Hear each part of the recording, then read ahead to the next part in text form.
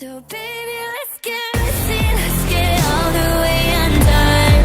Come over and just say just like I've never been touched. Baby, I'm obsessed with you and there's no replica. Maybe if it's messy, if it's messy, if it's messy, then you know it's really love. I want all of your complicated.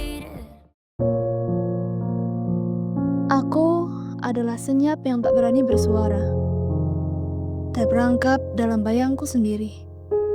Setiap langkah terasa asing, karena aku berjalan di jalan yang tak kupilih. Aku bisa ini, bisa itu, tapi tak pernah cukup untuk disebut satu. Tanganku menyentuh banyak hal, namun hatiku kosong, terlupa di tengah lintasan waktu. Di cermin, kulihat sosok yang dikalahkan oleh suaranya sendiri. Kenapa kamu tidak sehebat mereka? Kenapa kamu selalu setengah jadi? Ada suara lain, ia aku sebut pembenciku. Ia tahu namaku, tapi tak tahu siapa aku sebenarnya. Permisi Pak, selamat pagi. Oh ya, selamat pagi. Oh iya Mbak, silakan masuk. Silakan duduk di sini ya. Oke, ini dengan Mbak Andrea, benar? Iya. Oke, Mbak Andrea, panggilannya Mbak Mbak Andrea? Mbak Rey? Iya. Mbak Rey ya, oke, dari kelas berapa Mbak? Saya dari kelas 11 IPS. Oh, kelas 11 IPS. Oke, perkenalkan ya Mbak, nama Bapak Pak Ilham. Bapak guru BK baru di sekolah ini. Salam kenal Mbak. Salam kenal Pak. Oke, Mbak Andrea gimana duduknya, sudah nyaman? Sudah Pak. Sudah nyaman ya? Kalau kita perlu menyesuaikan suhu ruangan, Sudah cukup. sudah cukup ya? Tidak panas, tidak dingin? Ya, Pas? pas. Oke, Mbak Andrea tadi habis dari mata pelajaran apa Mbak? Saya tadi habis mata pelajaran matematika sih Pak. Oke, matematikanya Bu Indah? Iya betul. Oh, kalau Mbak Andrea biasanya emang kalau ke sekolah itu diantar atau naik apa Mbak? Saya diantar ayah sih biasanya kalau berangkat sekolah. Oh, kalau berangkat diantar ayah, kalau pulangnya? Pulangnya saya dijemput mama. Oh, dijemput mama. Iya. Oke, sebelumnya Mbak Andrea sudah pernah ikut konseling? Sebelumnya belum sih Pak. Oh, belum pernah. Di SMP dulu juga belum pernah? Belum pernah. Oke, karena Mbak Andrea belum pernah mengikuti sesi konseling, Bapak harus menjelaskan ya bagaimana sesi konseling hari ini akan berjalan. Kayak gitu Mbak ya. Oke Mbak Andrea, jadi sesi konseling hari ini akan kita laksanakan secara individual. Jadi hanya ada Mbak Andrea selaku konseling dan Bapak selaku konselor. Nah, untuk sesi konseling hari ini kita akan batasi mungkin selama kurang lebih 30 menit. Kita maksimalkan di waktu itu ya Mbak. Apabila nanti kurang, kita bisa jadwalkan untuk sesi konseling selanjutnya. Kayak gitu ya Mbak ya. Oke, dan juga tentang kerahasiaan Mbak. Mbak Andrea tidak perlu takut untuk menceritakan segala permasalahannya. Karena Bapak jamin Bapak menjaga kerahasiaan dari sesi konseling hari ini. Jadi hanya ada Mbak Andrea dan Bapak yang tahu tentang apa yang terjadi di sesi konseling hari ini. Kayak gitu ya Mbak ya. Lalu apabila nanti Bapak mencatat selama proses konseling hal-hal penting yang saya dapat dari cerita Mbak Andrea selama konseling, apakah diperbolehkan? Boleh. Boleh ya. Oke, mungkin ada hal lain Mbak yang perlu kita sepakati lagi? Udah sih Pak itu aja. Itu aja ya. Oke, gimana Mbak, sudah siap untuk sesi konseling hari ini? Sudah. Sudah? Oke, silakan Mbak Andrea. Apa yang Mbak Andrea ceritakan kepada Bapak pada pagi hari ini? Sebenarnya ini sih Pak, saya tuh pengen cerita tentang saya tuh akhir-akhir ini tuh sering banget, saya benci banget sama diri saya sendiri Pak. Oke. Nah itu tuh saya sering ngerasa kayak gagal, saya merasa nggak cukup sama diri saya sendiri. Saya tuh merasa kayak diri saya tuh nggak maksimal dan saya benci itu Pak. Saya benci perasaan saya gagal, perasaan saya tidak maksimal itu. Saya merasa selalu kurang sama diri saya sendiri. Jadi saya bener-bener benci sama diri saya sendiri gitu Pak.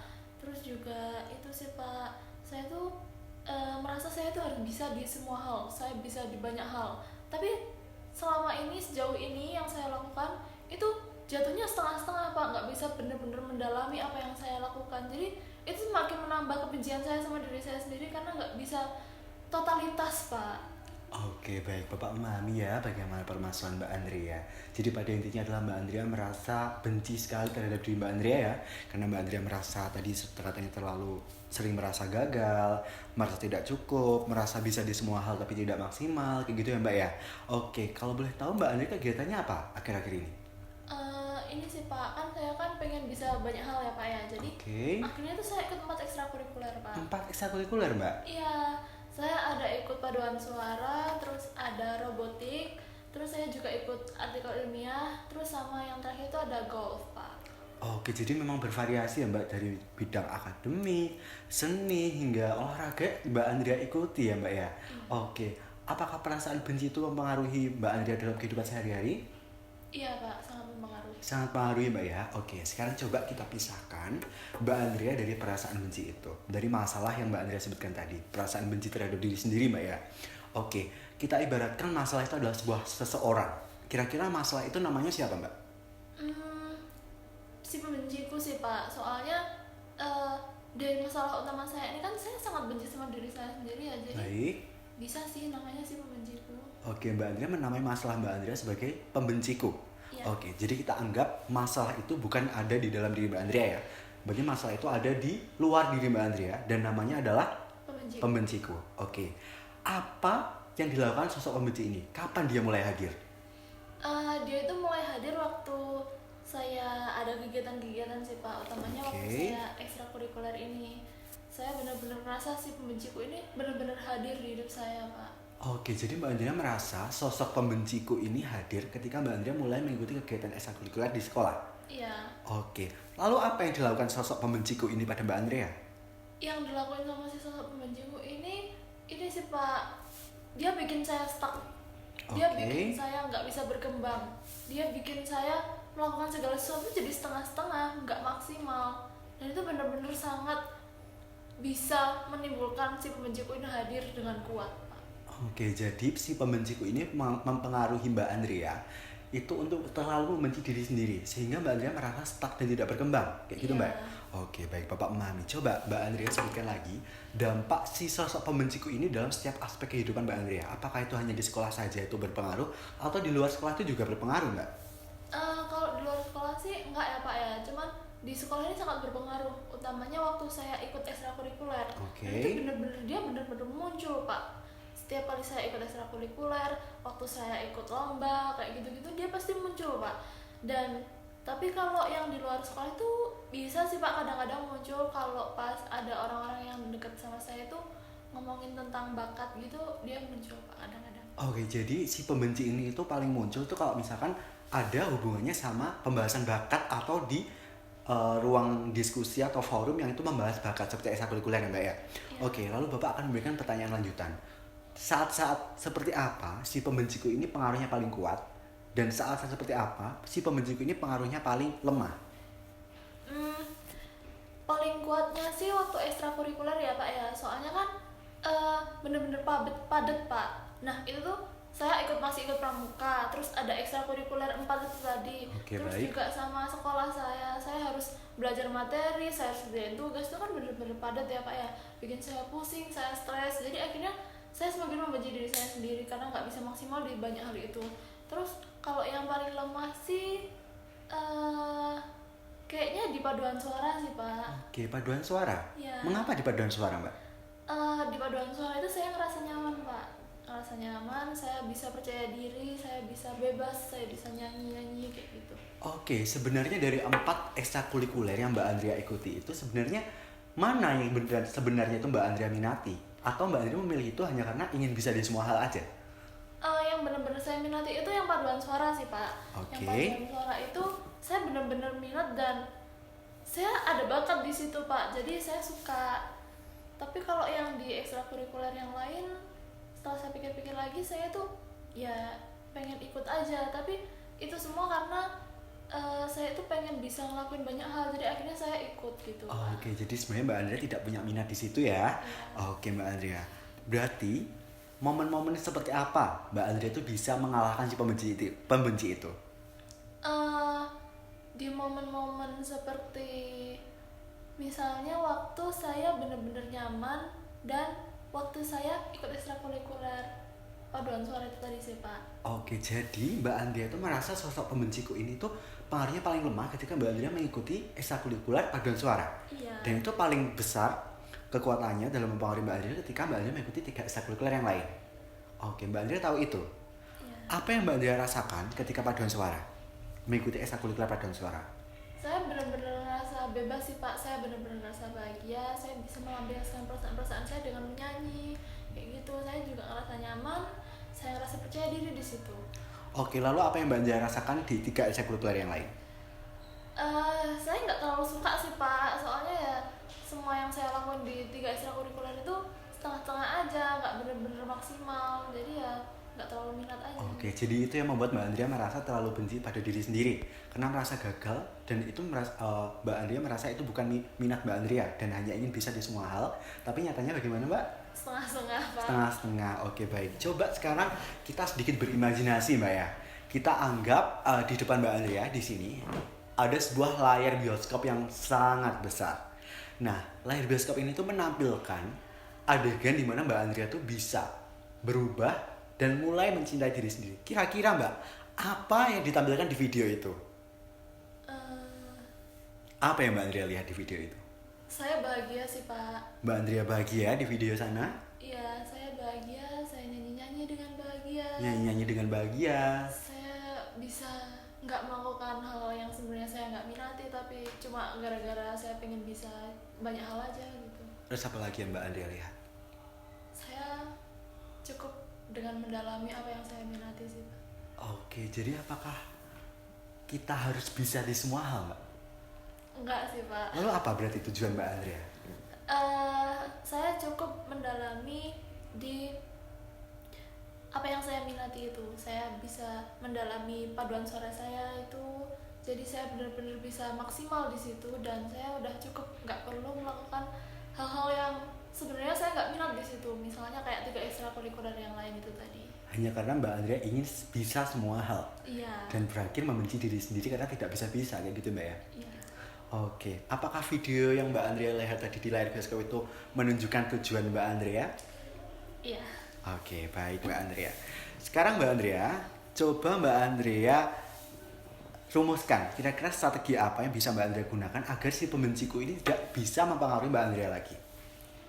Supaya si pembenciku ini nggak bisa mempengaruhi saya lagi, ya saya harus mendalami apa yang saya minati. Oke. Jadi saya mendalami si paduan suara itu tadi. Oke. Terus juga saya bisa mulai sedikit-sedikit bisa proses meninggalkan hal-hal yang saya nggak minat itu tadi, kayak 3 ekstrakurikuler tadi. Oke. Itu terus itu sih Pak, udah. Oke, dan juga kan di sekolah ini kan tidak wajib ya untuk mengikuti banyak ekstrakurikuler ya. Yang jelas wajib kan adalah ekstrakurikuler pramuka.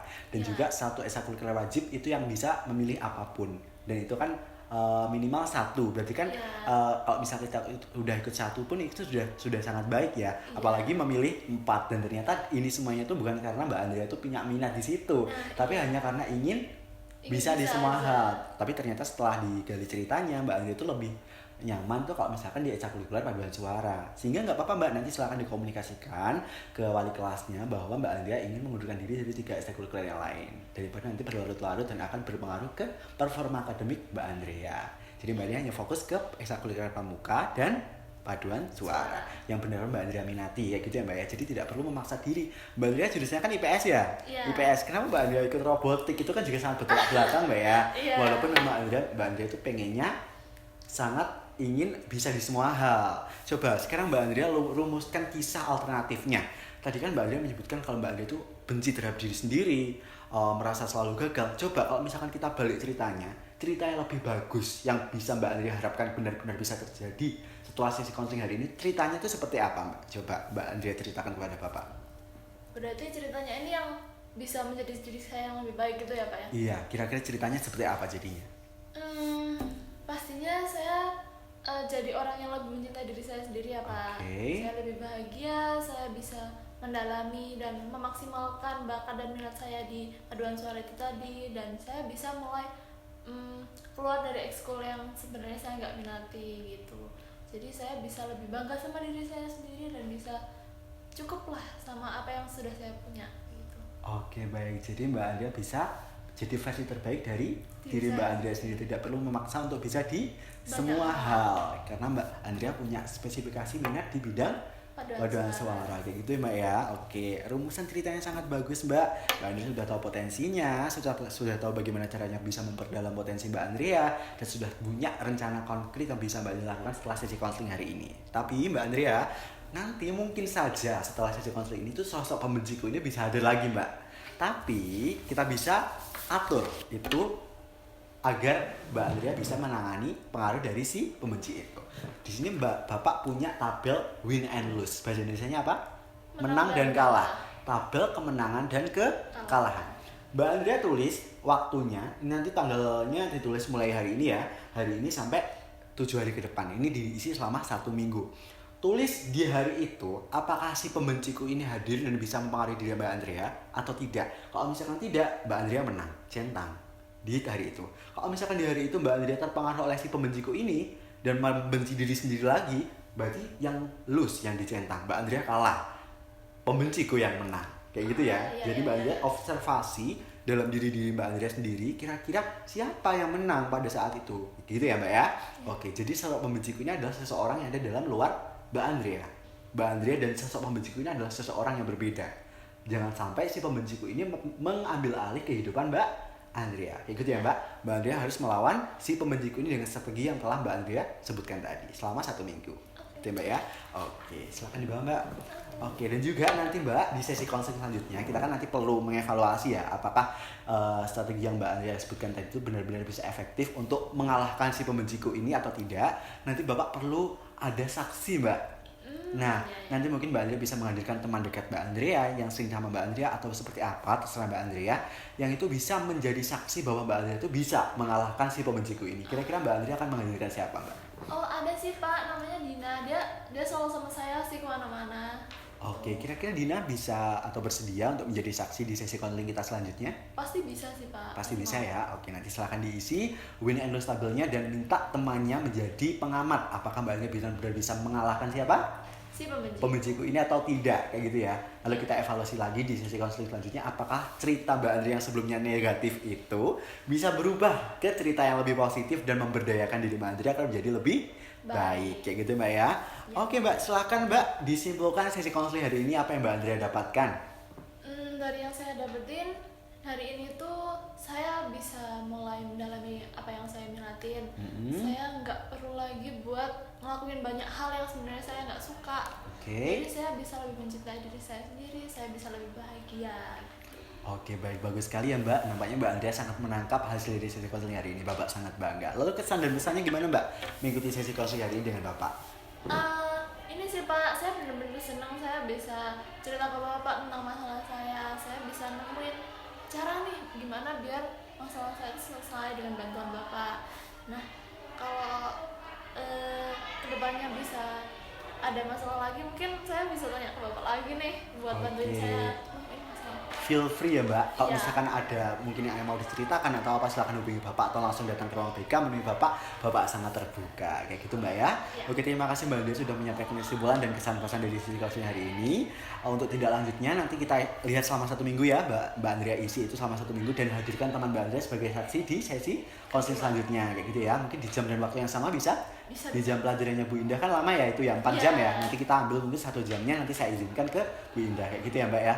Oke, terima kasih untuk tindak lanjutnya seperti itu. Bapak juga minta maaf ya karena mungkin dalam pelaksanaan sesi konten hari ini mungkin ada perkataan atau perbuatan Bapak yang mungkin kurang berkenan di hati Mbak Andrea. Bapak minta maaf. Terima kasih Mbak Andrea atas partisipasi dalam sesi konseling hari ini, sangat bagus sekali. Semoga Mbak Andrea benar-benar bisa berubah ya setelah sesi konseling hari ini. Terima kasih Mbak Andrea, selamat beraktivitas kembali.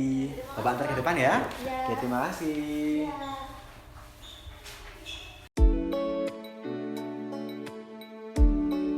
Kini, aku berdiri di atas panggung hidupku sendiri.